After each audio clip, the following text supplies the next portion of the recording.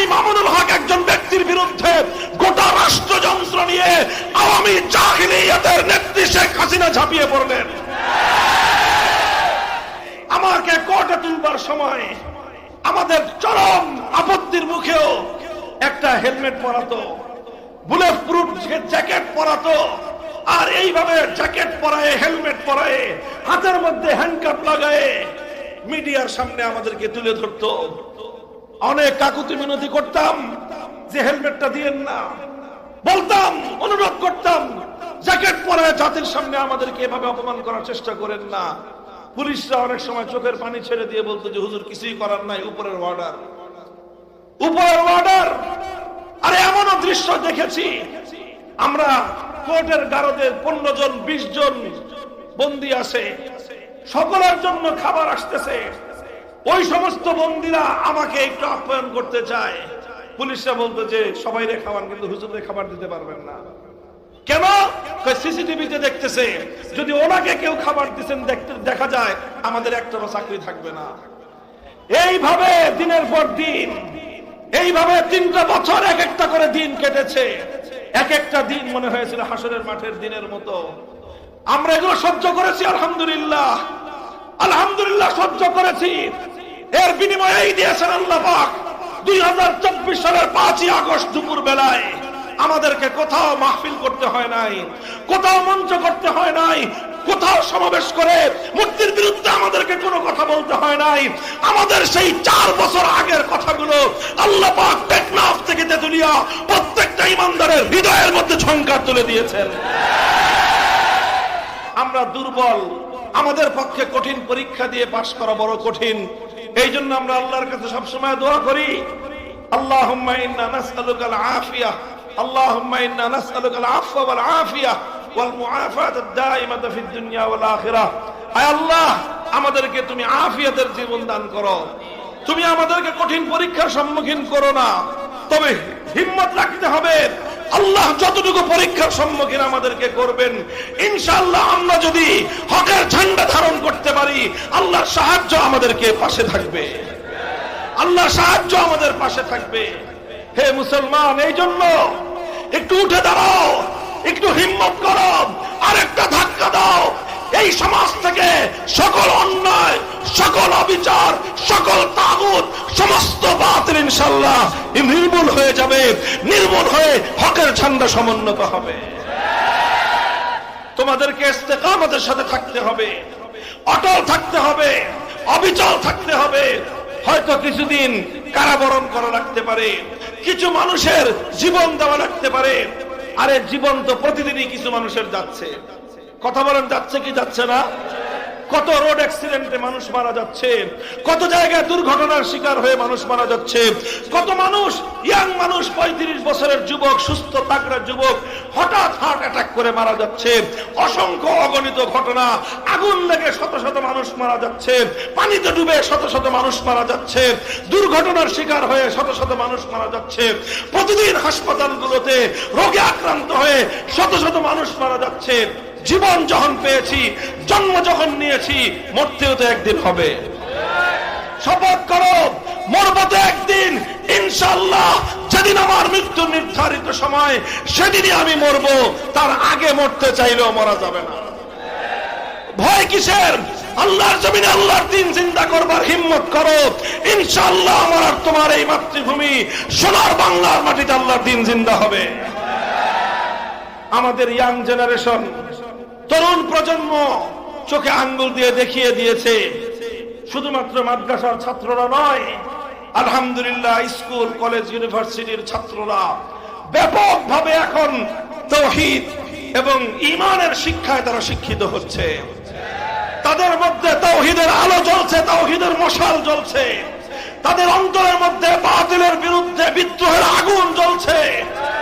এ আগুন ইনশাআল্লাহ কেউ নিভাতে পারবে না। এ আগুন প্রতিটি যুবক এবং তরুণের হৃদয়ে হৃদয়ে জ্বলতে থাকবে।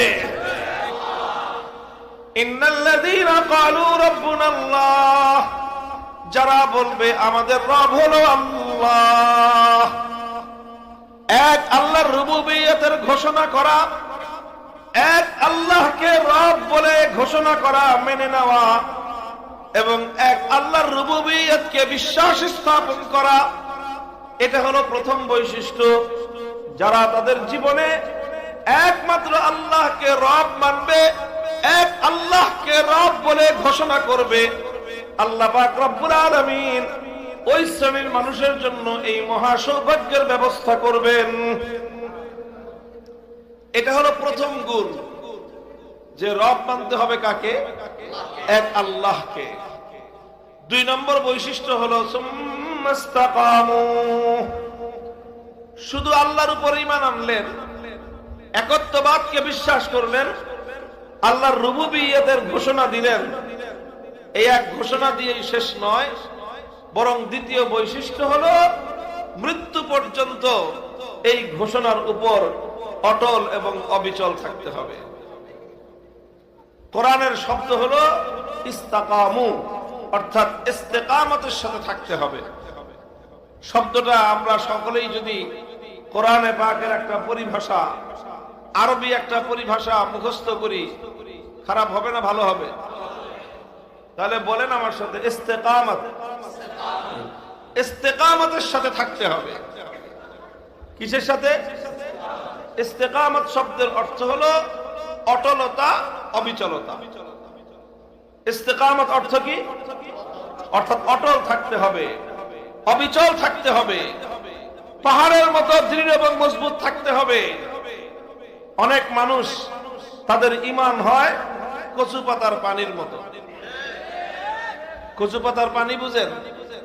কচু পাতার পানি মানে দেখতে খুব সুন্দর লাগে। কচু পাতার উপর যদি 1 ফোঁটা পানি থাকে, একটু পানি থাকে, তো সেই পানিটা এটা মুক্তার মতো দেখতে সুন্দর লাগে। কিন্তু দেখতে যতই সুন্দর লাগুক, কচু পাতার উপর এই পানির কোনো স্থায়িত্ব নাই। সামান্য একটু বাতাসের ঝাপটা যদি এসে লাগে আর পাতাটা যদি একটু কাত হয়ে যায়, তাহলে মুক্তার মতো দেখতে ওই পানিটা আর কচু পাতার উপর থাকতে পারে না। মুহূর্তের মধ্যে সেটা পড়ে যায় এবং সেই পানি আর খুঁজে পাওয়া যায় না। তাহলে কচু পাতার উপরে পানি দেখতে সুন্দর লাগে, দেখতে সুন্দর লাগলে কি হবে? এই পানির কিন্তু কোনো স্থায়িত্ব নাই। যে কোনো মুহূর্তে এই পানিটা এখান থেকে পড়ে যেতে পারে, যে কোনো মুহূর্তে এই পানিটা এখান থেকে অপসারিত হয়ে যেতে পারে। আমাদের মধ্যে বহু মানুষ আছে এমন ঈমানদার, আল্লাহর উপর ঈমান এনেছে, আল্লাহকে রব বলে মেনেছে, আল্লাহর রুবুবিয়তের ঘোষণা দিয়েছে, একত্ববাদকে ধারণ করেছে, কিন্তু ধারণ করলে কি হবে? তার মধ্যে ইস্তেকামত নাই, দৃঢ়তা নাই, অটলতা নাই। তার ঈমান হলো কচু পাতার পানির মতো। কচু পাতার পানির মতো একটু ধাক্কা আসলেই ঈমান থেকে সরে যায়, একটু বিপদ আসলেই ঈমান থেকে সরে যায়। এই জন্য আল্লাহ বলতেছেন, আমি তোমাদেরকে অনেক বড় সৌভাগ্য দান করব, অনেক বড় পুরস্কার দিব। শর্ত হলো আল্লাহকে রব মানতে হবে এবং এই মানার উপর ইস্তেকামতের সাথে থাকতে হবে। এই জন্য ইস্তেকামত, দৃঢ়তা আর অটলতা, এটা ইসলামের অনেক বড় একটা গুণ, এটা মুমিনের অনেক বড় একটা বৈশিষ্ট্য। প্রত্যেক মুমিনের দায়িত্ব আর কর্তব্য হলো ইস্তেকামতের এই বৈশিষ্ট্য অর্জন করার চেষ্টা করা। কারণ ইস্তেকামতের অনেক ফজিলত রয়েছে। হযরত সুফিয়ানে সৌরি রহমতুল্লাহ আলাইহি, সুফিয়ানে সৌরি রহমতুল্লাহ আলাইহি অনেক বড় একজন তাবেঈ। তিনি বলেছেন, আল ইস্তিকামাতু ফিদ দুনিয়া কাল মুরুরি আলা সিরাতি ফিল আখিরাহ।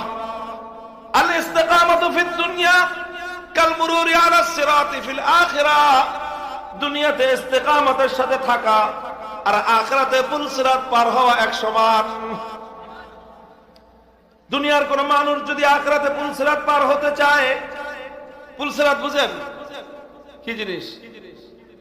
পুল সিরাত হলো একটা ব্রিজ। আসলে বাংলায় আমরা পুল সিরাত বলি, আরবিতে শব্দটা হলো আস-সিরাত। পুল শব্দটা আরবিতে নাই, কিন্তু এটাকে আমরা বাংলায় পুল সিরাত বলি কেন? বাংলায় বলে, উর্দুতে বলে, ওখান থেকে শব্দটা বাংলায় পুল সিরাত ব্যবহার হয়। মূলত আখিরাতে আমরা যখন কবর থেকে উঠব, আখিরাতের যখন আমাদের জিন্দেগি শুরু হবে, তো আখিরাতের জীবনের একটা ম্যাপ, একটা চিত্র হলো এরকম যে যেখানে আমরা সকলে জড়ো হব, সমস্ত মানুষ, সেটা হলো হাসরের মাঠ।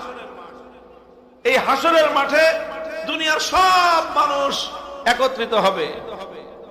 হাসরের মাঠের ঠিক উল্টা দিকে হলো আল্লাহর জান্নাত এবং বেহেশত।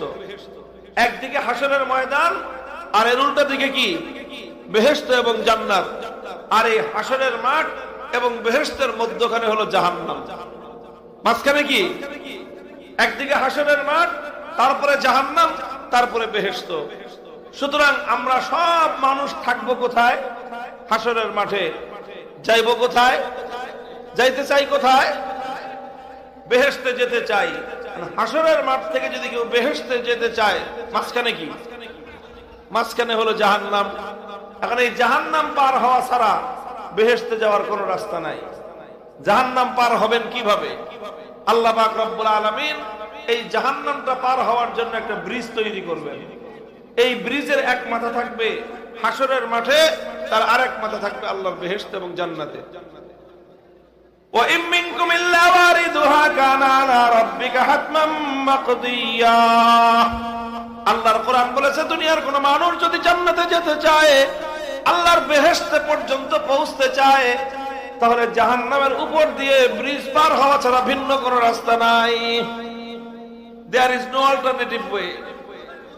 অল্টারনেটিভ কোনো রাস্তা নাই, বিকল্প কোনো পথ নাই যে অনেক দিকে ঘুরে যাবেন, কোন রাস্তা নাই। একমাত্র পুলসিরাত পার হয়ে তারপরে জান্নাতে যেতে হবে। যারা পুলসিরাত পার হতে পারবে তারা জান্নাতে যেতে পারবে, যারা পুলসিরাত পার হতে পারবে না তাদের কপালে বেহেশতও জুটবে না। তো এই যে পুলসিরাত এবং এই যে জাহান্নামের উপর দিয়ে যে ব্রিজ, এই ব্রিজ পার হইতে চান কে কে বলেন? আল্লাহ কবুল করেন সবাইকে। হযরত সুফিয়ান সাউরী রাহমাতুল্লাহি আলাইহি বলেন, আখিরাতে এই হাসরের মাঠ থেকে আল্লাহর জান্নাত পর্যন্ত যাওয়ার জন্য যেই ব্রিজ, যেই পুল নির্মিত আছে, যেই সিরাত এবং যেই রাস্তা নির্মিত হয়েছে, এই রাস্তা দিয়ে যদি কেউ জাহান্নামের থেকে অতিক্রম করে আল্লাহর জান্নাত পর্যন্ত পৌঁছতে চায়, তাহলে তার জন্য উপায় হলো আল ইস্তিকামাতু ফিদ দুনিয়া কাল মুরুরি আলাস সিরাতি ফিল আখিরাহ। দুনিয়াতে যে ইস্তিকামতের সাথে থাকবে, আখিরাতে সে পুল সিরাত পার হতে পারবে। যে আখিরাতে পুল সিরাত পার হতে চায়, সে যেন দুনিয়াতে ইস্তিকামতের সাথে থাকে। ইস্তিকামত দৃঢ় থাকা, ঈমানের উপর অটল থাকা, ঈমানের উপর অবিচল থাকা, ঈমানের উপর অনড় থাকা, এটা মুমিনের অনেক বড় বৈশিষ্ট্য। এই বৈশিষ্ট্য ছাড়া মুমিন প্রকৃত অর্থে মুক্তি এবং নাজাত লাভ করতে পারবে না। এই জন্য শাইখুল ইসলাম ইবনে তাইমিয়া রাহমাতুল্লাহি আলাইহি বলেছেন, আল ইস্তিকামাতু আফজালুল কারামা। এই পৃথিবীতে অনেক মানুষের অনেক কারামতি আছে। কারামতি তো বুঝেন, ওয়া কারামাতুল আউলিয়া হাক্কুন। আমরা আল্লাহ ওয়ালাদের কাছ থেকে নানা রকম কারামাত দেখতে পাই, জানতে পাই, শুনতে পাই। আল্লাহ ওয়ালাদেরকে আল্লাহ পাক রব্বুল আলামিন কারামাতের এই বৈশিষ্ট্য আল্লাহ দান করেন যে তাদের অনেক অলৌকিক আল্লাহ পাক রব্বুল আলামিন সক্ষমতা দান করেন। এটাকে বলা হয় কারামাত, বাংলা আমরা বলি কেরামতি। শাইখুল ইসলাম ইবনে তাইমিয়া রাহমাতুল্লাহি আলাইহি বলেন, আকাশে শূন্যের উপর দিয়ে উড়ে যাওয়া এটা বড় কারামত নয়। আগুনের উপর দিয়ে হেঁটে যাওয়া এটা বড় কারামত নয়। মুহূর্তের মধ্যে এক দেশ থেকে আরেক দেশে চলে যাওয়া এটা বড় কারামত নয়। বরং এই পৃথিবীতে মানুষের জন্য সবচেয়ে বড় কারামত হলো একজন মানুষ যদি ইস্তিকামতের সাথে অটল আর দৃঢ় থাকতে পারে, সেটাই হলো দুনিয়ার সবচেয়ে বড় কারামত। এটা অনেক বড় কারামত। হযরত জুনায়েদ বাগদাদী রাহমাতুল্লাহি আলাইহি সম্পর্কে তার জীবনীতে পাওয়া যায় যে এক লোক জুনায়েদ বাগদাদীর অনেক কথা শুনেছে, অনেক নাম শুনেছে তার। সারা দুনিয়ার মানুষের কাছে ওনার সুপরিচিতি, সুখ্যাতি, মনে করছে অনেক বড় বুজুর্গ তিনি, না জানি তার কত কারামত থাকবে। তো ওই লোকটা জুনায়েদ বাগদাদীকে দেখার জন্য, পরখ করার জন্য আসছে যে অনেক বড় আল্লাহওয়ালা, অনেক বড় বুজুর্গ, তাহলে ওনার অনেক কারামত থাকবে। ওনার সঙ্গে কিছুদিন থাকি আর ওনার কারামত আমি একটু দেখি। সে লোকটা অনেক দিন থাকছে, মনে করেন 30-40 দিন, এক চিল্লা পর্যন্ত থাকছে। থাকার পরে লোকটা হতাশ হয়ে সে জুনায়েদ বাগদাদীকে বলতেছে যে হুজুর, আমি তো আসছিলাম অনেক আশা নিয়ে, কি আশা নিয়ে? শুনছি মানুষ আপনাকে অনেক বড় আল্লাহওয়ালা বলে, আপনি নাকি অনেক বড় বুজুর্গ। তো এই জন্য আমি আসছিলাম, মনে করছি এত বড় আল্লাহওয়ালা, এত বড় বুজুর্গ, না জানি তার কত রকম কারামত থাকবে। সে তো কোনো সময় মাটির উপর দিয়ে হাঁটবেই না, সে আকাশ দিয়ে উড়ে যাবে, পানির নিচ দিয়ে চলে যাবে, আগুনের উপর দিয়ে হাঁটে যাবে। এইসব কত রকম কেরামতি দেখবো, এই আশা নিয়ে আমি আসছিলাম। কিন্তু একটা মাস থাকলাম, কোন কেরামতি তো আপনার দেখলাম না। আপনি কি বুজুর্গ হইলেন? জুনায়েদ বাগদাদী রহমতুল্লাহ আলাইহি লোকটাকে বুঝতে পারলেন যে এই লোকটা তো আসলে প্রকৃত মানুষের নেককারী, প্রকৃত মানুষের দিনদারি কি সেটা বুঝতেই পারে নাই। তাকে বোঝানোর জন্য বললেন, আচ্ছা ঠিক আছে, তুমি হতাশ হয়ে ফিরে যাচ্ছ, যাও, কিন্তু যাওয়ার আগে আমাকে একটা প্রশ্নের উত্তর দাও। এই যে এতদিন যে আমার সাথে থাকলা, আমাকে আল্লাহর নবীর সুন্নতের খেলাফ কোনো কাজ করতে দেখেছো? কয় না, তা তো দেখি নাই। আপনি একেবারে কোরআন হাদিস মোতাবেক সুন্নতের উপর আপনি আমল করেন, আল্লাহর প্রত্যেকটা হুকুম পালন করেন, নবীর প্রতিটা তরিকা আপনি মেনে চলেন। বললেন তখন যে দেখো, একটা লোক এক মাসের মধ্যে আল্লাহর নবীর সুন্নতের খেলাফ একটা কাজ করলো না, সে আল্লাহর হুকুমের উপর, নবীর তরিকার উপর এত দৃঢ় আর অটল থাকে, ইস্তেকামতের সাথে থাকতে পারে, দুনিয়াতে এর চেয়ে বড় আর কোনো কারামত হতেই পারে না। আল্লাহ পাক রব্বুল আলামিন আমাদের সকলকে ইস্তেকামতের সাথে থাকার তৌফিক দান করেন। এই ইস্তেকামত অনেক হিম্মতের কাজ, অনেক সাহসিকতার কাজ। ইস্তেকামতের সাথে থাকতে হবে ইনশাআল্লাহ। রব বলেছি কাকে? রব বলেছি কাকে? চলে বলেন। আল্লাহকে রব বলবেন, আর এমনি খুব সহজেই দুনিয়ার জীবন পার হয়ে সুরসুরায়ে জান্নাতে চলে যাবেন। ব্যাপারটা কিন্তু এত সহজ না। আহাসিবান নাসু আন ইউতরাকু আন ইয়াকুলু আমান্না ওয়া হুম লা ইফতানুন। আল্লাহর কোরআন বলতেছে, দুনিয়ার মানুষ কি এটা চিন্তা করে, আন ইয়াকুলু আমান্না ওয়া হুম লা ইফতানুন, যে মানুষ বলবে যে আমি ঈমানদার, ঈমানদার মুখে শুনেই, মুখে বললেই আল্লাহ পাক রব্বুল আলামিন মানুষকে সব ঘাটি পার করে জান্নাত পর্যন্ত পৌঁছে দিবেন।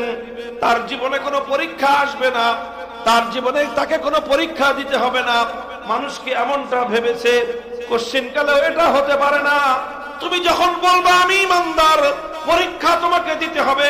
তুমি যখন পরিচয় ধারণ করবা আমি ঈমানদার, তুমি যখন ঘোষণা করবা আমার রব হলো আল্লাহ, তখন তোমার জীবনে অনিবার্যভাবে পরীক্ষা আসবে। আর তুমি যদি সেই পরীক্ষায় কামিয়াবি অর্জন করতে চাও, তুমি যদি আল্লাহর কাছ থেকে জান্নাতের পুরস্কার লাভ করতে চাও, তাহলে তোমাকে অবশ্যই সেই পরীক্ষার মুখে ইস্তেকামতের সাথে থাকতে হবে, অটল থাকতে হবে, অবিচল থাকতে হবে। আলহামদুলিল্লাহ, যুগে যুগে ইসলামের ধারক বাহক যারা, তারা এইভাবে অটল এবং অবিচল থেকে থেকেই ইস্তেকামত হয়ে গিয়েছেন। আর এভাবেই ১৫০০ বছর পর পর্যন্ত আমাদের কাছে আল্লাহর দ্বীন, সহিহ দ্বীন, সঠিক দ্বীন আমাদের কাছ পর্যন্ত এসে পৌঁছেছে। ইস্তেকামতের সাথে থাকতে হবে। ইস্তেকামতের পথে দুটো বাধা আসে। কয়টা বাধা? তালব করে বলেন, কয়টা বাধা? ইস্তেকামতের সাথে থাকতে হবে। ঈমান আনলাম, পার পেয়ে গেলাম, ব্যাপারটা এমন নয়। ঈমান আনছেন, পরীক্ষা দিতে হবে। ঈমান এনেছেন, বাধার সম্মুখীন হতে হবে। ঈমান এনেছেন, প্রতিকূলতার সম্মুখীন হতে হবে। ঈমান গ্রহণ করেছেন, আপনাকে বাধার সম্মুখীন হতে হবে। ঈমান আনাটাই দায়িত্ব, শেষ নয়। ঈমান এনেছেন, কবর পর্যন্ত ঈমানকে রক্ষা করে তারপরে পরীক্ষায় উত্তীর্ণ হয়ে যেতে হবে। এইভাবে ঈমান আনার পর অটল এবং অবিচল থাকার নামই হলো ইস্তেকামত।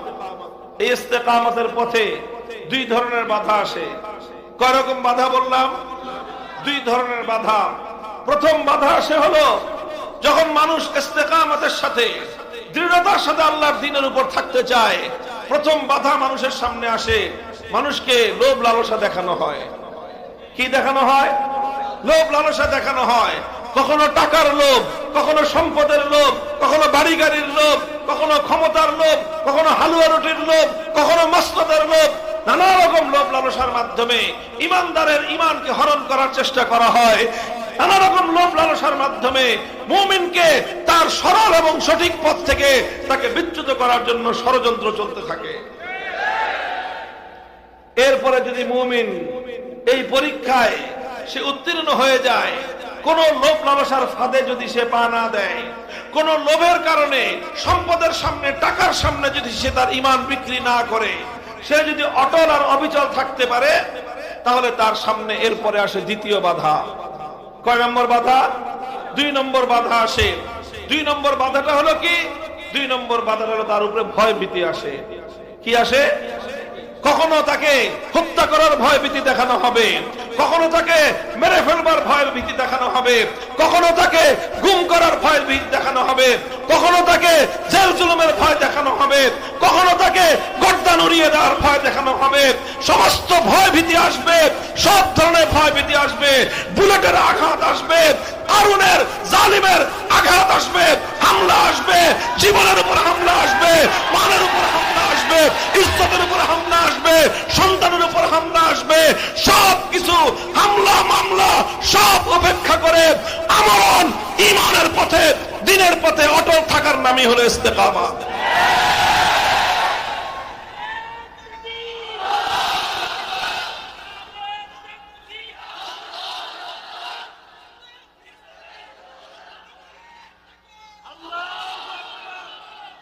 প্রথম বাধা কি বললাম? লোভ লালসা। 2 নম্বর বাধা ভয় ভীতি। প্রথমে আসবে লোভ লালসা।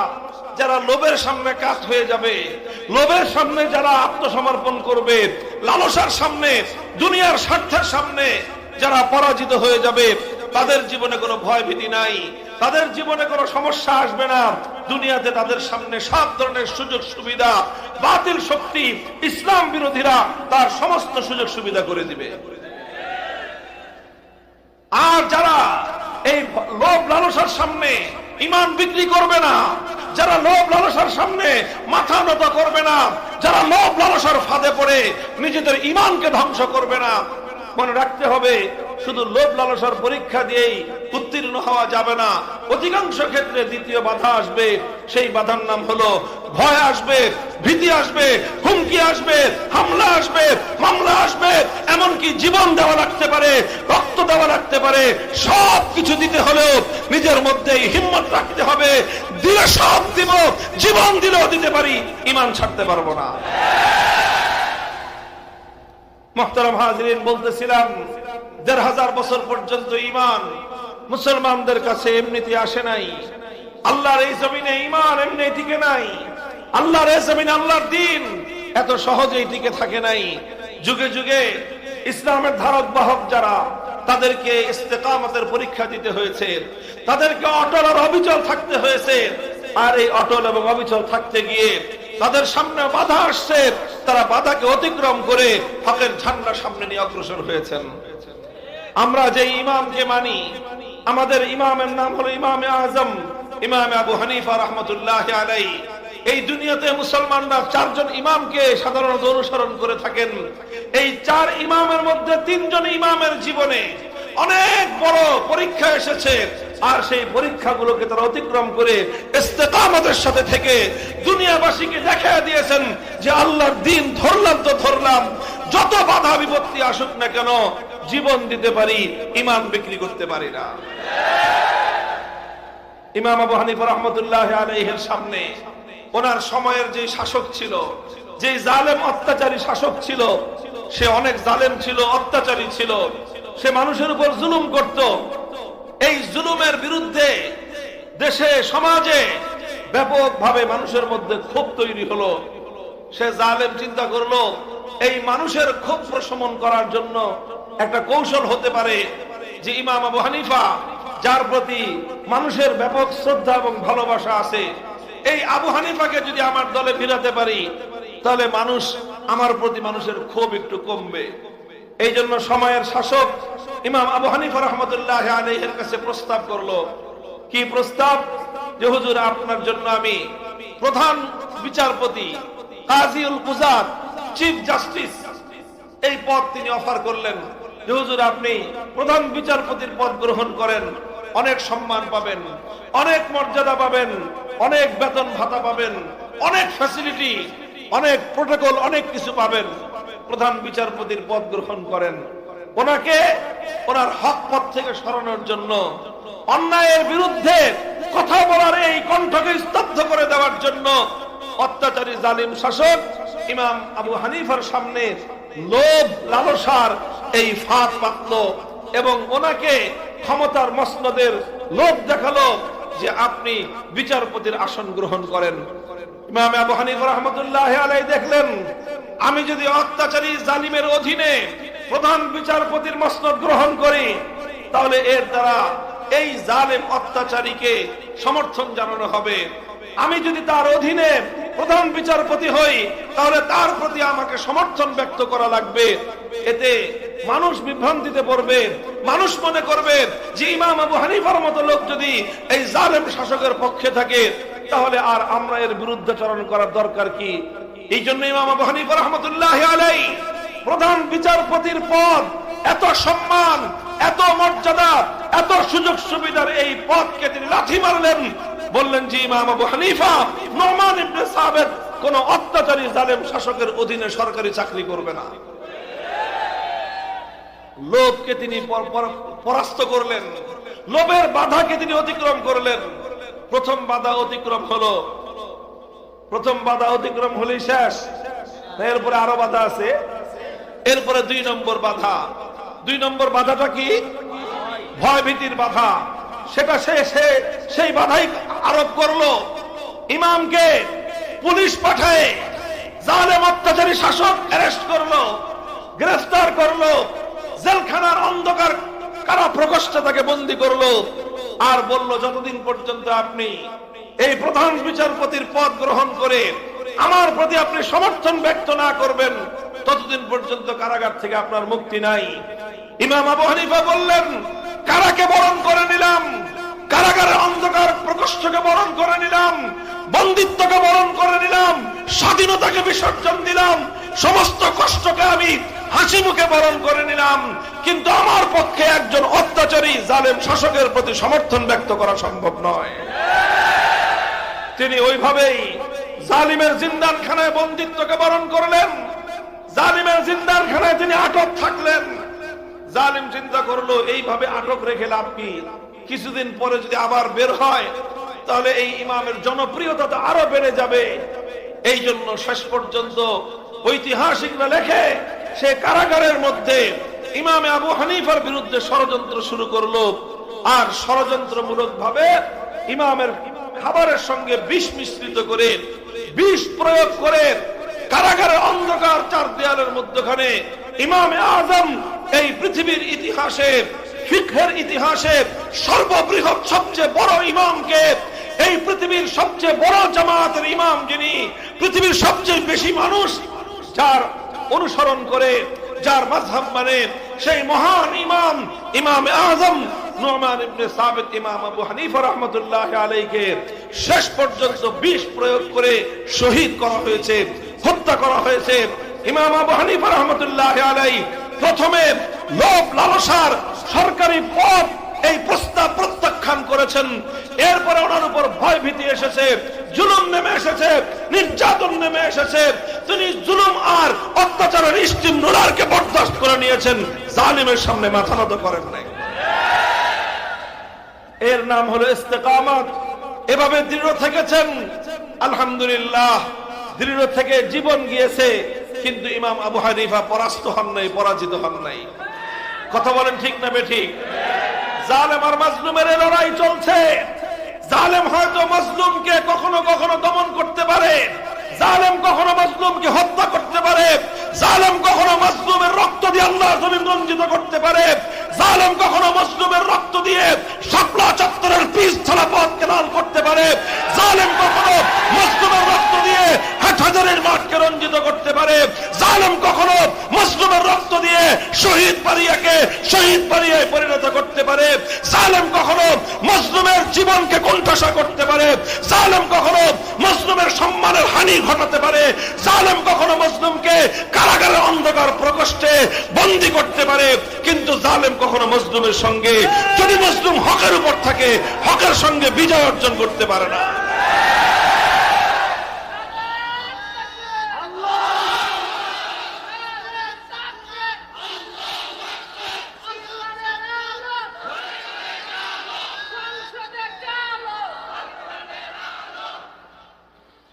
মুহতারাম হাজিরিন, এটা শুধু এক ইমাম আযম আবু হানিফার ইতিহাস নয়।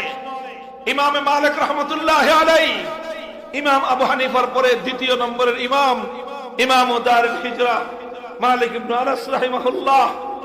এই ইমামে মালিক রাহমাতুল্লাহি আলাইহি যুগের শাসক, অত্যাচারী শাসক, তার সঙ্গে বেঁধে গেল মাসলা নিয়ে টক্কর। শাসক বলে হুজুর মাসলা এমনি দেন, ফতোয়া এইভাবে দেন। ইমাম মালিক বললেন ফতোয়া তোমার কথায় নয়, ফতোয়া মালিক দিবে কোরআন হাদিসের কথায়। শাসক বলল যে না হুজুর এমনি ঘুরায় বলেন। ইমাম মালিক বললেন দুনিয়া ঘুরতে পারে, কিন্তু আল্লাহর কোরআন এবং নবীর হাদিস থেকে ইমাম মালিকের কলম এক চুল পরিমাণ ঘুরবে না। তিনি তার মতো কোরআন সুন্নাহ মোতাবেক তিনি ইজতিহাদ করে ফতোয়া জারি করে দিলেন। ইমাম মালিকের ফতোয়া শাসকের পছন্দ হলো না। ইমাম মালিকের ফতোয়া সে যুগের যে শাসক ছিল সেই শাসকের মনোভূত হলো না। ইমামে মালিককে সে অপমান করতে চাইল, লাঞ্ছিত করতে চাইল। ইমাম মালিককে পাকড়াও করে একটা গাধার পিঠে উল্টা করে আরোহণ করলো। গাধার মুখ যেদিকে, ইমামের মুখ উল্টা দিকে করে গাধার পিঠে আরোহণ করে বাজারে বাজারে ঘোরালো। সারা দুনিয়ার মানুষকে সে দেখালো যে আমি ইমাম মালিককে অপমান করতেছি, আমি ইমাম মালিককে লাঞ্ছিত করতেছি। গাধার পিঠে আরোহণ করাটা এটা সেই যুগে ছিল লাঞ্ছনার একটা লক্ষণ। মানুষ ঘোড়ার পিঠে আরোহণ করে, মানুষ হাতির পিঠে আরোহণ করে, মানুষ কখনো কখনো উটের পিঠে আরোহণ করে, সর্বোচ্চ মানুষ খচ্চরের পিঠে আরোহণ করে, কিন্তু গাধার পিঠে সাধারণত মানুষ আরোহণ করে না। গাধার পিঠে মাল বহন করা হয়, আবার সেই গাধার পিঠে উল্টা দিকে মুখ করায় আরোহণ করানো, এটা ছিল লাঞ্ছনা। যেমন আমাদের সমাজে কাউকে অপমান করতে চাইলে, লাঞ্ছিত করতে চাইলে গলার মধ্যে জুতার মালা দেওয়া হয়। বলেন গলার মধ্যে জুতার মালা, মালা তো দেওয়া হয়েছে, এই মালা দিয়ে কি সম্মান বাড়ে না সম্মান কমে? মালা যদি কাউকে দেওয়া হয় জুতার, তাহলে জুতার মালা গলায় দিলে তাহলে এটাকে অপমান করা হয়, এটা লাঞ্ছনা হয়, এটা অসম্মান হয়। ঠিক ওই যুগে গাধার পিঠে উল্টা দিকে আরোহণ করালে একজন ব্যক্তির সর্বোচ্চ অপমান হতো, সর্বোচ্চ অসম্মান হতো।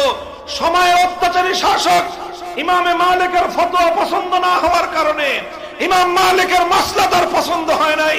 এই জন্য সেই ইমাম মালিককে সর্বোচ্চ লাঞ্ছিত করতে চেয়েছে, তার সম্মান ধুলায় মিশিয়ে দিতে চেয়েছে। ইমামে মালিক তার সম্মানকে কোরবান করে দিয়েছেন, আল্লাহর কোরআনের মাসলার ব্যাপারে কোনো আপোষ করেন না। আজ ১৫০০ বছর পরে, ১৩০০ বছর পরে যদি দুনিয়ার মানুষকে জিজ্ঞাসা করেন ইমাম মালিকের সম্মান কতটুকু আর সে যুগের শাসকের সম্মান কতটুকু, সারা দুনিয়ার মানুষ বলবে ১০০০ নয়, লক্ষ কোটি শাসক যদি একত্রিত করা হয় ইমামে মালিকের পায়ের ধুলার সমান মূল্য হবে না। আল্লাহ পাক ইমামে মালিকের সম্মান বৃদ্ধি করেছেন না সম্মান কমিয়ে দিয়েছেন? আল্লাহর দ্বীনের জন্য যারা তোমার সম্মান কমাতে চাবে, আল্লাহর কসম খেয়ে বলি তোমার ইজ্জত সারা দুনিয়ার মানুষ কমাতে চাইলো তোমার সম্মানের জিম্মাদার হবেন আমার আল্লাহ। কুল ইন্নাল ইজ্জাতা লিল্লাহি জামিআ, সমস্ত সম্মান কার হাতে? কুলিল্লাহুম্মা মালিকাল মুলক তুতিল মুলকা মান তাশা ওয়া তানজিউল মুলকা মিম্মান তাশা ওয়া তুইজ্জু মান তাশা ওয়া তুযিল্লু মান তাশা। মালিক তুমি আল্লাহ, রাজত্ব তোমার হাতে, যাকে ইচ্ছা ক্ষমতা দাও, যার কাছ থেকে ইচ্ছা ক্ষমতা কেড়ে নাও, যাকে ইচ্ছা তুমি সম্মান দাও, যাকে ইচ্ছা তুমি অপমান করো, আর তুমি যাকে ইজ্জত দাও দুনিয়ার কেউ তাকে অপমান করতে পারে না। মুহতারাম হাজিরিন, এ কথা বলছি যুগের উলামায়ে কেরাম কথাগুলি ভালো করে বুঝবেন। আমাদের এই যুগে ইমাম মালিক ফিরে আসবে না। আমাদের এই যুগে যদি কেউ কল্পনা করেন ইমাম আবু হানিফা আবার জন্ম নিবে, এটা হবে না। তবে এই যুগে যারা অত্যাচারী শাসক, এই যুগের যারা অত্যাচারী জালেম, তাদের এরকম ডিমান্ড পয়দা হবে, তাদের চাহিদা তৈরি হবে। সেই যুগের শাসকরা নিজেদের অপকর্মকে বৈধ করার জন্য যেরকম ইমাম আবু হানিফাকে তার দলে ভিড়ায়ে প্রধান বিচারপতি হওয়ার প্রস্তাব দিয়েছিল, এই যুগেও জালেম অত্যাচারীরা নিজেদের অপকর্মকে বৈধতা দেওয়ার জন্য আলেম সমাজকে তাদের পাশে গিয়ে চেয়ার গ্রহণ করার অফার করবে। হ্যাঁ, দেশ জাতির স্বার্থে কখনো প্রয়োজন হলে উলামায়ে উম্মত বিভিন্ন মসনদ, বিভিন্ন দায়িত্ব নিতে পারে, কিন্তু কোন সময় কোন জালেম, কোন অত্যাচারীকে বৈধতা দেওয়ার জন্য কোন আলেমের জন্য সরকারি পদ গ্রহণ করা বৈধ হবে না। তখন সেখানে ইমাম আবু হানিফা রাহমাতুল্লাহ আলাইহির আদর্শ অনুসরণ করতে হবে। কখনো আপনার মাসলা, কখনো আপনার মাসালা, আপনার ফতোয়া শাসকের বিরুদ্ধে যেতে পারে। দুঃখ লাগে, বড় কষ্ট লাগে আমাদের এই কথাটা চিন্তা করলে। জালেমের জন্য দুঃখ লাগে না, দুঃখ লাগে ওই সমস্ত মানুষদের জন্য যারা জালেমদের অপকর্মকে আল্লাহর কোরআন এবং নবীর হাদিসের অপব্যাখ্যা দিয়ে বৈধতা দেওয়ার চেষ্টা করেছিল। আমাদের এই দেশে ভাস্কর্যের বিষয় নিয়ে বিতর্ক তৈরি হয়েছিল। আমরা পরিষ্কার ভাষায় বলেছিলাম, যে কোনো ব্যক্তির ভাস্কর্য হোক, এটা মূর্তি, আর কোন প্রাণীর মূর্তি বানানোর অবকাশ ইসলামের মধ্যে নাই, শরীয়তের মধ্যে নাই। সুতরাং এই মূর্তি এটা হিন্দুয়ানি সংস্কৃতি, মূর্তি এটা শিরকি সংস্কৃতি, মূর্তি এটা আল্লাহর একত্ববাদ বিরোধী সংস্কৃতি। দায়িত্বহীন ভাষায় আমরা কথা বলেছিলাম। আমাদের মতো আরো অনেকেই বলেছিলেন যে এইভাবে মুসলমানদের জনপদে, মুসলিম দেশের স্থানে স্থানে, বিভিন্ন পয়েন্টে পয়েন্টে, বিভিন্ন গুরুত্বপূর্ণ স্থাপনায় কোন ব্যক্তির মূর্তি বানাবেন, এটা ইসলাম সমর্থন করে না। একটি মুসলিম জাতির দেশে এটাকে কোনোদিন এটাকে সমর্থন করা যায় না। এতে ওনারা নারাজ হইলেন। ওনারা চেয়েছিলেন ওনার বাবার মূর্তি বানাবেন। আমি তখন বলেছিলাম যে দেখেন, আমরা আপনাদের কল্যাণকামী, আপনাদের প্রতি আন্তরিক পরামর্শ দেই। মুহাম্মদুর রাসূলুল্লাহ সাল্লাল্লাহু আলাইহি ওয়াসাল্লামের ইতিহাস আমি উদ্ধৃত করেছিলাম। আমি বলেছিলাম, আমার নবী যেদিন মক্কা বিজয় করলেন, মক্কায় আসলেন, পবিত্র বাইতুল্লাহর সামনে আসলেন, ওয়া হাওলাহু 360 নুসবান। আল্লাহর নবী এসে দেখেন বাইতুল্লাহর সামনে, উপরে, নিচে, ভিতরে 360টা মূর্তি বসানো। আল্লাহর নবী বললেন, সবগুলি মূর্তি একটা একটা করে এটাকে ভূপাতিত করো। নবীজি নিজে বাইতুল্লাহর মধ্যে ঢুকলেন, ঢুকে যেই সব মূর্তি পেয়েছেন, হাতের মধ্যে লাঠি ছিল, লাঠি দিয়ে এক একটা মূর্তির পেটের মধ্যে খোঁচা মারছেন, আর এক একটা মূর্তি জমিনের মধ্যে ভূপাতিত হয়ে গিয়েছে। নবীজির কণ্ঠে উচ্চারিত হয়েছিল, জাল হক ওয়া যাহাকাল বাতিল ওয়া মা ইউবদিউল বাতিল ওয়া মা ইউঈদ। হক এসেছে, বাতিল অপসারিত হয়ে যাবে ইনশাআল্লাহ। মক্কার মাটিতে আর কোনদিন এই মূর্তি নামক বাতিলের স্থান হবে না। আল্লাহর নবীর সামনে একটা মূর্তি আনা হলো বাইতুল্লাহর ভিতর থেকে, যে মূর্তিটা ইব্রাহিম আলাইহিস সালামের নামে বানানো। কার মূর্তি? নাউজুবিল্লাহ, ইব্রাহিম আলাইহিস সালামের মূর্তি বানানো। আল্লাহর নবী ইব্রাহিম আলাইহিস সালামের বানানো মূর্তি দেখে সবচেয়ে বেশি ক্ষিপ্ত হলেন, সবচেয়ে বেশি রাগান্বিত হলেন। ইব্রাহিম আলাইহিস সালাম আমাদের নবীর সম্পর্কে কি হয় জানেন? পূর্বপুরুষ। ইব্রাহিম আলাইহিস সালামের সন্তান ইসমাঈল আলাইহিস সালাম, সেই ইসমাঈল আলাইহিস সালামের বংশ পরম্পরার সন্তান হলেন মুহাম্মদুর রাসূলুল্লাহ সাল্লাল্লাহু আলাইহি ওয়াসাল্লাম। এই জন্য আমাদের নবীর বাপ দাদা হলেন ইব্রাহিম এবং ইসমাঈল আলাইহিস সালাম। আল্লাহর নবী নিজের বাপের মূর্তি দেখে খুশি হন নাই, নিজের বাবার মূর্তি নিজে বানাবেন তো দূরের কথা, আরেকজন বানিয়েছে এটা দেখেও খুশি হন নাই। বরং ইব্রাহিমের মূর্তি দেখে আল্লাহর নবী সবচেয়ে বেশি রাগান্বিত হয়েছেন। আল্লাহর নবী বলেছেন, কাতালাহুমুল্লাহ, ওই সমস্ত মানুষদেরকে আল্লাহ ধ্বংস করুক, ওদের উপর আল্লাহর অভিশাপ পড়ুক যারা ইব্রাহিম আলাইহিস সালামের মূর্তি বানিয়েছে।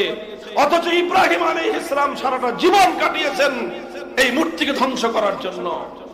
আজ তারা কত বড় দুরাচার, কত বড় পাপিষ্ঠ, তারা সেই ইব্রাহিম আলাইহিস সালামের মূর্তি বানিয়ে ইব্রাহিমী আদর্শের সঙ্গে গাদ্দারি করলো। এই ইতিহাস বলে আমি বলেছিলাম যে দেখেন, নিজের পূর্বপুরুষদের মূর্তি বানানো এটা নবীজির আদর্শ নয়, বরং আমার নবীর আদর্শ হলো নিজের হাতে নিজের বাপদাদার মূর্তি ভেঙ্গে গুড়িয়ে দেওয়া। কাজেই কেউ যদি নিজের বাপদাদার মূর্তি ভাঙে, এটাই হবে আল্লাহর নবীর আদর্শ। আর যারা বাপদাদার মূর্তি বানায় তারা আবু জাহালের প্রেতাত্মা। কেন আমি আবু জাহালের অনুসারী বললাম? খুব খেপছেন, কাজ করবে আবু জাহালের মতো বললে ক্ষিপ্ত হবেন, রাগান্বিত হলেন। আমরা বললাম রাগ করে লাভ কি? আল্লাহর কোরআন এবং নবীর হাদিসে এর চেয়ে ভিন্ন কিছু বলার অবকাশ আমাদেরকে দেয় না।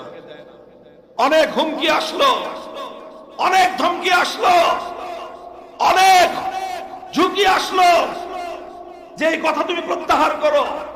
আমি বললাম যে না, আমাদের এখান থেকে কথা প্রত্যাহার করা, এই কথা পরিবর্তন করার কোনো সুযোগ নাই। আমরা পরিষ্কার ভাষায় বলি, আমাদের কথা, আমাদের দায়িত্ব ছিল হক কথা বলে দেওয়ার। আমরা হক কথা জাতির সামনে তুলে ধরেছি। আমাদের দায়িত্ব ছিল শাসক গোষ্ঠীকে সঠিক পথ দেখিয়ে দেওয়ার। আমরা শাসক গোষ্ঠীকে পথ দেখিয়ে দিয়েছি। তবে মূর্তি ভাঙ্গা এখন আমাদের দায়িত্ব না, আমাদের দায়িত্ব হলো পথ দেখিয়ে দেওয়া।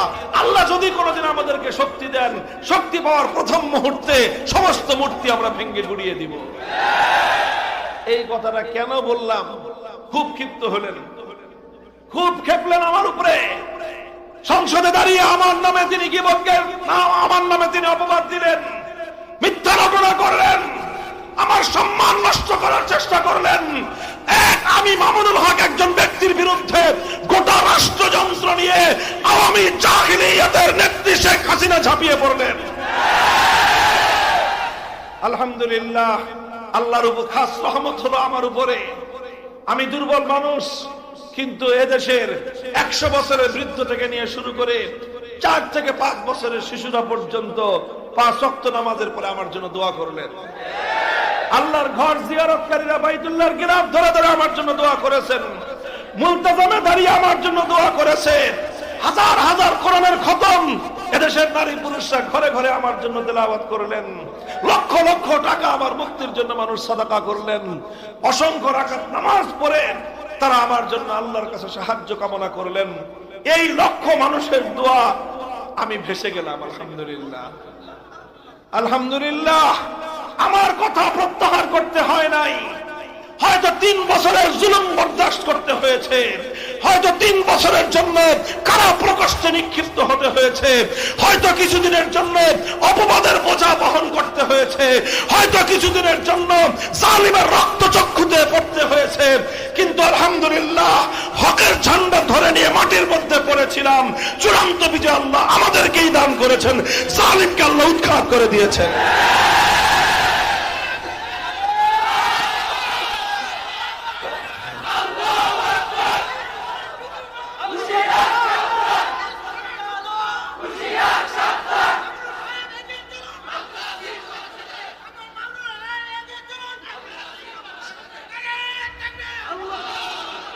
মুহতারাম হাজিরিন, অত্যাচারী শাসকরা সব যুগেই এমন হয়ে থাকে। অত্যাচারী শাসকরা সব যুগেই এমন হয়ে থাকে। তবে কোন যুগের শাসক বড় জালিম হয়, কোনটা মাঝারি জালিম হয়।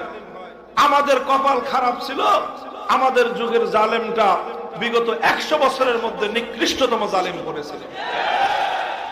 আমি চ্যালেঞ্জ করে বলতে পারবো, বাংলাদেশের ইতিহাস 100 বছরের ইতিহাস আপনারা ঘেটে দেখুন, এত বড় জালেম বিগত 100 বছরের দ্বিতীয়টা যায় নাই। এইভাবে জুলুম করলো। জালেমের আচরণ এটাই হবে, শাসক তার ক্ষমতার মসনদ রক্ষা করার জন্য সব ধরনের জুলুমের পথ অবলম্বন করে। এটা না হয় মেনে নিলাম, কিন্তু মানতে কষ্ট হয় ওই সকল লোকদের কথা যারা আল্লাহর কোরআনের আয়াতগুলোকে অপব্যাখ্যা করে, আল্লাহর কোরআনের আয়াতগুলোর অপব্যাখ্যা করে, ইসলামের অমীয় বাণীগুলোর অপব্যাখ্যা করে সেই সময়ে অত্যাচারী জালেমের এই শিরককে বৈধতা দেওয়ার চেষ্টা করেছিলেন। খুঁজে খুঁজে বের করবেন ওই সমস্ত লোকগুলোকে, এদেরকে চিহ্নিত করবেন, কারণ এই সমস্ত লোকেরাই আল্লাহর দ্বীনের সবচেয়ে বড় ক্ষতির কারণ। মুহতারাম হাজিরিন, বলেছিলাম ইমামে আজম আবু হানিফা রাহমাতুল্লাহি আলাইহি তাকে লোভ দিয়ে, লালসা দিয়ে, দুনিয়ার স্বার্থ দিয়ে হকের পথ থেকে বিচ্যুত করার চেষ্টা করা হয়েছে। তিনি স্বার্থকে জলাঞ্জলি দিয়েছেন, ঈমানকে জলাঞ্জলি দেন নাই। এরপরে ওনাকে বন্দী করা হয়েছে, অত্যাচার করা হয়েছে, শেষ পর্যন্ত ওনাকে হত্যা করা হয়েছে, জীবন দিয়ে দিয়েছেন, কিন্তু হকের ঝান্ডাকে ভুলণ্ঠিত হতে দেন নাই। ইমামে মালিক রাহমাতুল্লাহি আলাইহি অপমান সহ্য করেছেন, লাঞ্ছনা সহ্য করেছেন, গঞ্জনা সহ্য করেছেন, কিন্তু হকের কথা এক চুল পরিমাণ পরিবর্তন করেন নাই। ইমামে আহমদ ইবনে হাম্বল রাহমাতুল্লাহি আলাইহি একই ইতিহাস সময়ের শাসকের সঙ্গে ওনার বাদাবাদি হয়ে গেল। শাসক বলে এক কথা, যেই কথায় কোরআনে নাই। শাসক বলে এক কথা, যেই কথা নবীর হাদিসে নাই। শাসক বলে যে আমার এই কথার বিরোধিতা করতে পারবেন না কেউ। ইমাম আহমদ ইবনে হাম্বল বললেন যে না, আল্লাহর কোরআন যেই কথা বলেছে সেই কথার বিরুদ্ধে তুমি যত বড় শাসক হও না কেন, তোমার কথা গ্রহণযোগ্য হতে পারে না। তিনি বললেন শাসক বলেছিল আল্লাহর কোরআন ক্ষণস্থায়ী। ইমাম আহমদ বললেন আমার আল্লাহর কালাম এটা চিরস্থায়ী। আল্লাহ যেরকম চিরস্থায়ী, আল্লাহর কালামও এরকম চিরস্থায়ী।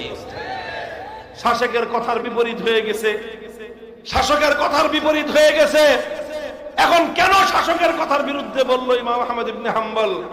ইমাম আহমদ ইবনে হাম্বলকে অ্যারেস্ট করলো, গ্রেফতার করে নিয়ে কারাগারের মধ্যে বন্দী করলো।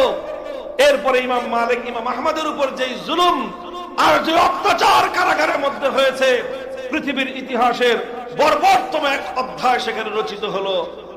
একজন ব্যক্তি একদিন খুব শক্তিশালী, খুব পালোয়ান, ওই লোকটার সামনে দিয়ে ইমাম আহমদ ইবনে হাম্বল হেঁটে যায়। আরেকজন তার শক্তিমত্তার প্রশংসা করতেছে যে ভাই তুমি তো বিরাট পালোয়ান মানুষ। তখন সে ইমাম আহমদ ইবনে হাম্বলকে দেখায় বলে যে আরে ভাই আমরা কি পালোয়ান, এই যে হুজুর দেখতেছো হ্যাংলা পাতলা জীর্ণ শীর্ণ হুজুরটা, আমি আমার জীবনে এই হুজুরের মতো পালোয়ান মানুষ দেখি নাই। বলে কি বলো, এই হুজুরকে দেখতে তো মরারটা লাগে, উনি আবার এত পালোয়ান হলেন কিভাবে? তখন সে বলল যে দেখো ইতিহাস আমি নিজে প্রত্যক্ষদর্শী, যে আমি এই কারাগারের একজন জল্লাদ ছিলাম, কারাগারে একজন জল্লাদ ছিলাম। বাদশার পক্ষ থেকে, শাসকের পক্ষ থেকে আমাদের 10 জন লোক নিয়োগ ছিল। আমাদের দায়িত্ব ছিল এক একদিন যে আমরা একজনের পরে একজন এই আহমদ ইবনে হাম্বলকে বেত্রাঘাত করব। একজন ক্লান্ত হয়ে গেলে বেত্রাঘাত করতে করতে করতে করতে ক্লান্ত হয়ে যেতাম, দ্বিতীয় জন শুরু করত। দ্বিতীয় জন মারতে মারতে ক্লান্ত হয়ে গেলে তৃতীয় জন শুরু করত। আমরা একে একে 10টা লোক এই লোকটাকে বেত্রাঘাত করতে করতে আমরা ক্লান্ত হয়ে যেতাম, কিন্তু মায়ের খাইতে খাইতে আল্লাহর বান্দা ক্লান্ত হতো না। তার মুখে একটাই কথা থাকতো, ইতুনি বিকিতাবিল্লাহি ওয়া সুন্নতি রাসূলিহি আত্তাবিকুম। আহমদ ইবনে হাম্বলকে জুলুম করে তার মুখ থেকে অন্যায় স্বীকৃতি নিবা কোশ্চেন কালেও সম্ভব না। আল্লাহর কোরআনের দলিল আনো, আল্লাহর নবীর হাদিসের দলিল আনো। আমাকে আঘাত করা লাগবে না, আমাকে কিছু বলা লাগবে না। কোরআন হাদিসের কথা আমি আনন্দ চিত্তে গ্রহণ করব। আর কোরআনের বিরুদ্ধে কথা, নবীর হাদিসের বিরুদ্ধে কথা মারতে মারতে আমাকে টুকরো টুকরো করতে পারবা। আমার শরীরের প্রতিটি টুকরো থেকে, আমার শরীরের প্রতি ফোঁটা রক্ত থেকে আল্লাহর কোরআনের কথা, নবীর সুন্নাহর আদর্শের কথা উচ্চারিত হবে।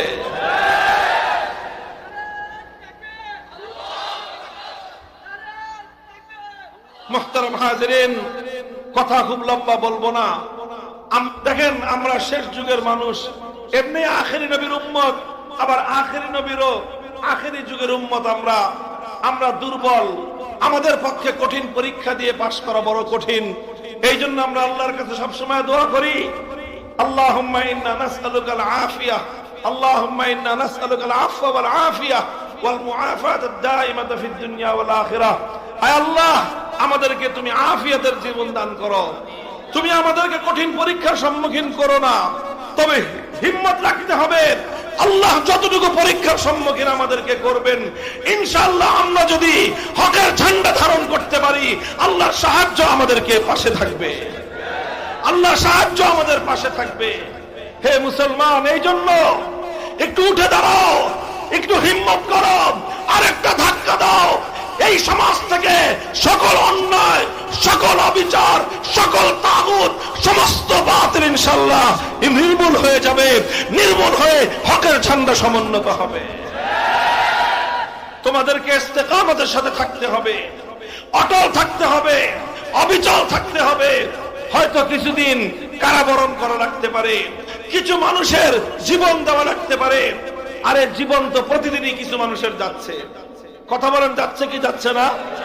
কত রোড অ্যাক্সিডেন্টে মানুষ মারা যাচ্ছে, কত জায়গায় দুর্ঘটনার শিকার হয়ে মানুষ মারা যাচ্ছে, কত মানুষ, ইয়াং মানুষ 35 বছরের যুবক, সুস্থ তাগড়া যুবক হঠাৎ হার্ট অ্যাটাক করে মারা যাচ্ছে। অসংখ্য অগণিত ঘটনা, আগুন লেগে শত শত মানুষ মারা যাচ্ছে, পানিতে ডুবে শত শত মানুষ মারা যাচ্ছে, দুর্ঘটনার শিকার হয়ে শত শত মানুষ মারা যাচ্ছে। প্রতিদিন হাসপাতালগুলোতে রোগে আক্রান্ত হয়ে শত শত মানুষ মারা যাচ্ছে। জীবন যখন পেয়েছি, জন্ম যখন নিয়েছি, মরতেও তো একদিন হবে। শপথ করো, মরবো তো একদিন ইনশাআল্লাহ। যেদিন আমার মৃত্যু নির্ধারিত সময়, সেদিনই আমি মরবো, তার আগে মরতে চাইলেও মরা যাবে না। ভয় কিসের? আল্লাহর জমিনে আল্লাহর দিন জিন্দা করবার হিম্মত করো। ইনশাআল্লাহ আমার আর তোমার এই মাতৃভূমি সোনার বাংলার মাটিতে আল্লাহর দিন জিন্দা হবে। আমাদের ইয়াং জেনারেশন, তরুণ প্রজন্ম চোখে আঙ্গুল দিয়ে দেখিয়ে দিয়েছে, শুধুমাত্র মাদ্রাসার ছাত্ররা নয়, আলহামদুলিল্লাহ স্কুল কলেজ ইউনিভার্সিটির ছাত্ররা ব্যাপকভাবে এখন তাওহীদ এবং ঈমানের শিক্ষায় তারা শিক্ষিত হচ্ছে।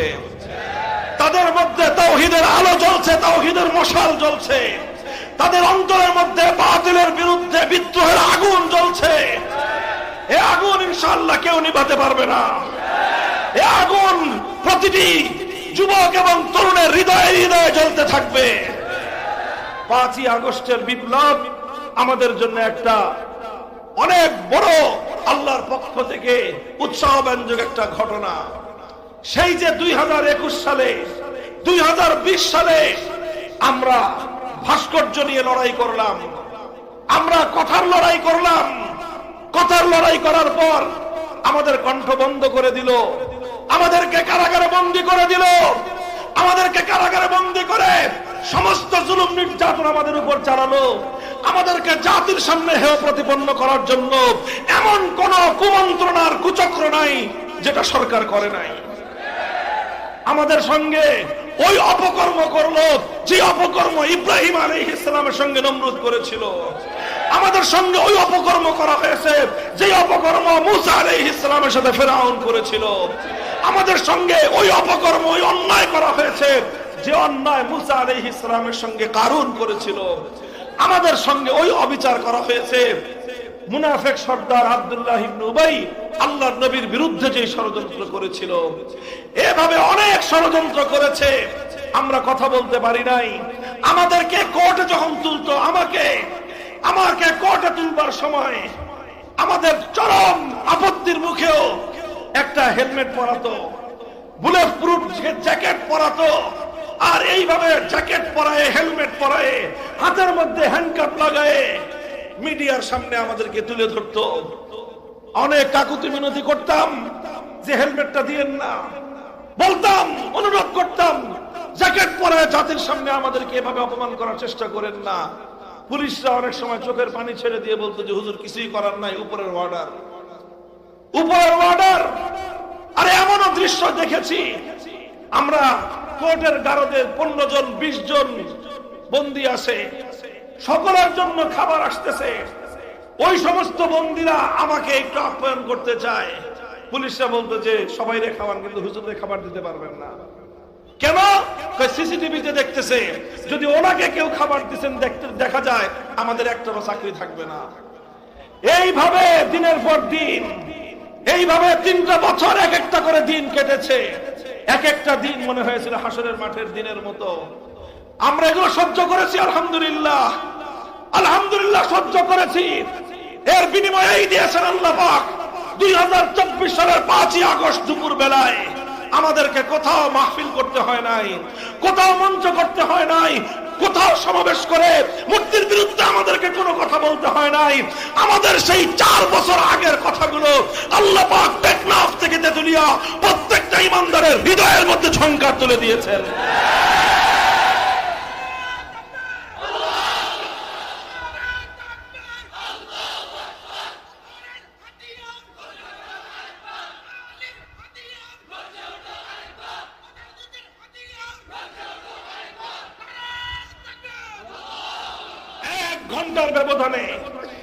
এক ঘন্টার ব্যবধানে আলহামদুলিল্লাহ টেকনাফ থেকে তেতুলিয়া শুধু শেখ মুজিবুর রহমান সাহেবের না, যত সাহেবের মূর্তি ছিল বাংলার তাওহীদি জনতা সমস্ত মূর্তি তাওহীদি চেতনায় উজ্জীবিত হয়ে বুড়িগঙ্গার পানিতে ভাসিয়ে দিয়েছে।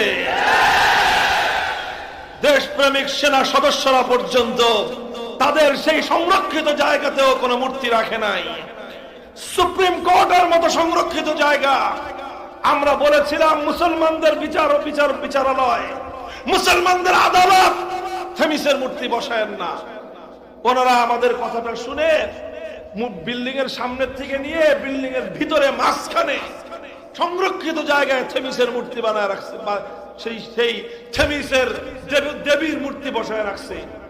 5ই আগস্টের পরে যে জিজ্ঞেস করলাম, ভাই থেমিসের মূর্তিটা কই?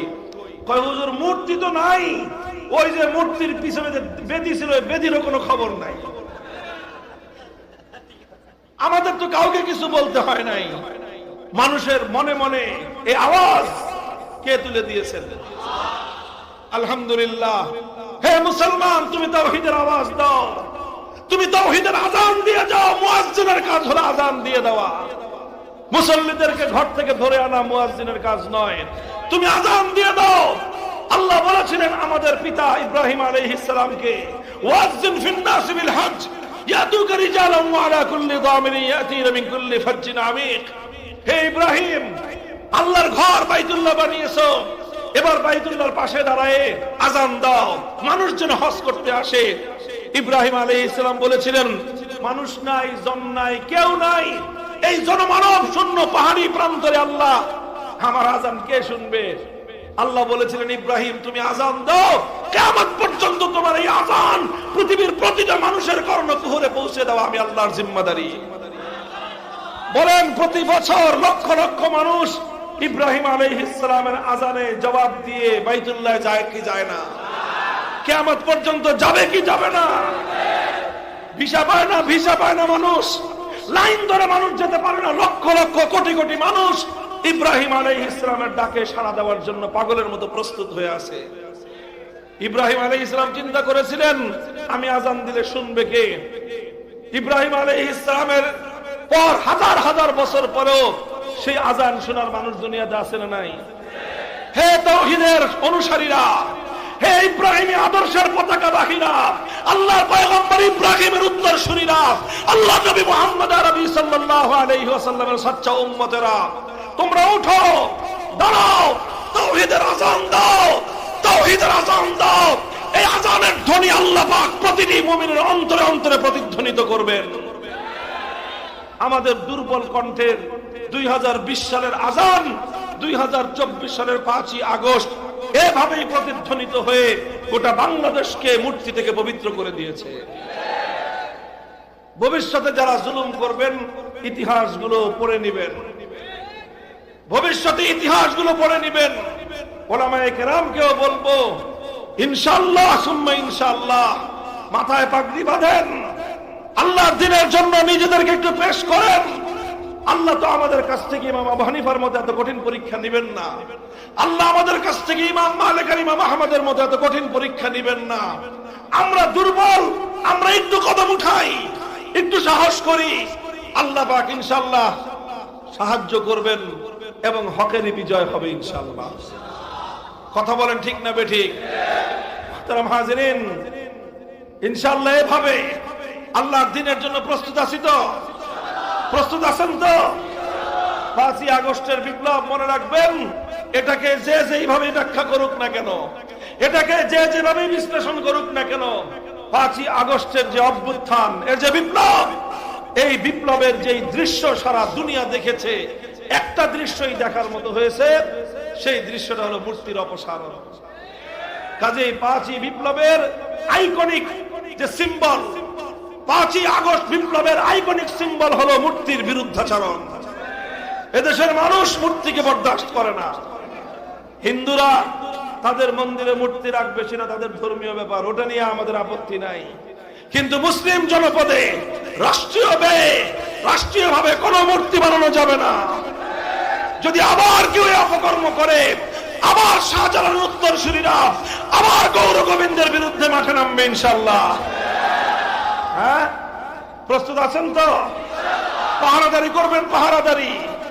আমি একটা কথা আমি এই গ্রেফতারের আগেও বলতাম, এখনো বলি, এই দেশে আমরা ভাড়াটিয়া হিসেবে থাকবো না। এটা খরিদা সূত্রে জমিনের মালিক আমরা, টাকা দিয়ে কিনি নাই, বুকের রক্ত দিয়ে কিনেছি। 200 বছর পর্যন্ত ইংরেজদের বিরুদ্ধে লড়াই করেছে আমাদের পূর্বপুরুষরা, স্বাধীনতার সংগ্রাম করেছে আমাদের পূর্বপুরুষরা। হাজী শরীয়তুল্লাহ তিতুমিররা এমনিতেই লড়াই করে নাই, আল্লাহর দ্বীন কায়েম করার জন্য লড়াই করেছে। আর সেই স্বাধীন ভূখণ্ডে উড়ে এসে তোমরা জুড়ে বসবা, আমাদের কাছ থেকে ভাড়া চাইবা, একেবারে হাত ভেঙে ধরায় দিব হাতের মধ্যে। হিম্মত নিয়ে থাকবেন এদেশে। জোরে কথা কই, কয় হুজুর খালি জোরে কথা কয়। বেটা আমি কই জোরে কথা বলুন না তো, তোরা যারা গায়রুল্লাহর কথা বলিস, তোরা যারা মাখলুকের কথা বলিস, তোদের কথা বিড়ালের মতো হবে, আমাদের কথা সিংহের মতো হবে। কারণ আমরা তো ওই রবের কথা বলি, আসমান আর জমিনের মধ্যে যেই রবের চেয়ে বড় আর কেউ নাই। আল্লাহ বলেছিলেন, ইয়া আইয়ুহাল মুদ্দাসসির কুম ফানজির ওয়া রাব্বাকা ফাকাব্বির ওয়া সিয়াবাকা ফাতাহহির ওয়ার রুজজা ফাহজুর।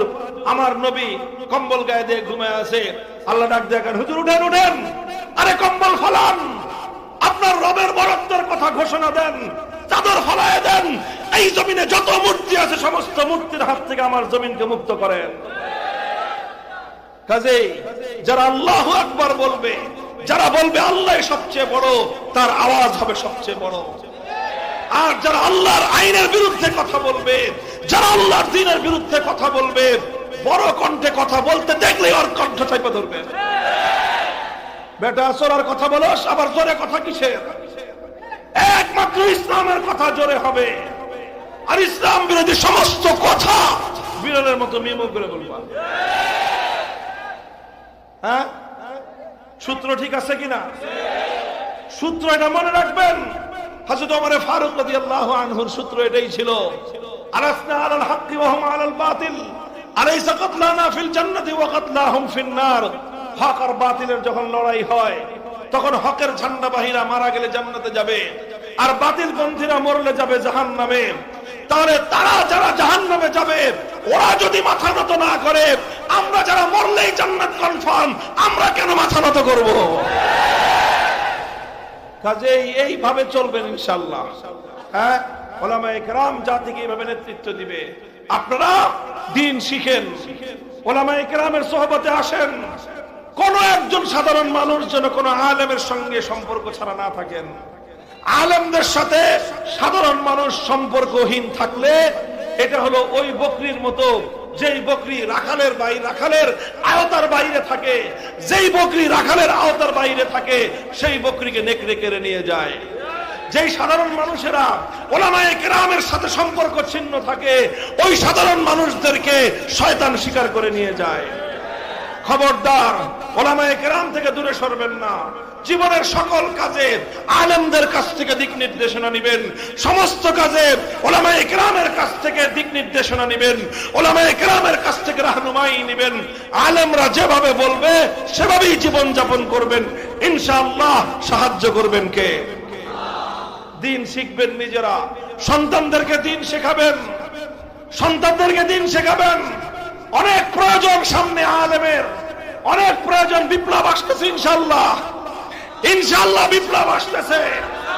এই জমিনের বিধান হবে আল্লাহর কোরআনের সংবিধান ইনশাআল্লাহ।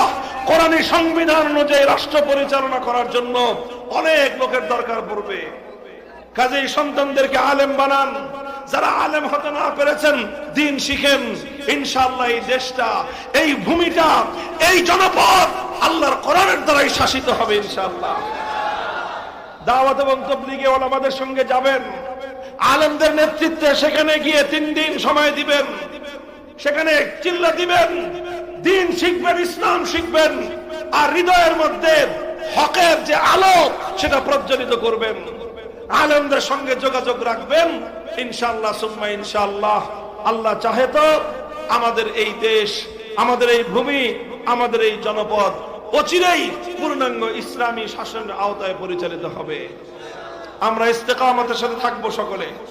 আল্লাহ কবুল করুন, তৌফিক দান করেন। নলচক মাদ্রাসাকে আল্লাহ কবুল করেন। এলাকাবাসীকে আল্লাহ পাক তার দ্বীনের সৈনিক হিসেবে কবুল করেন।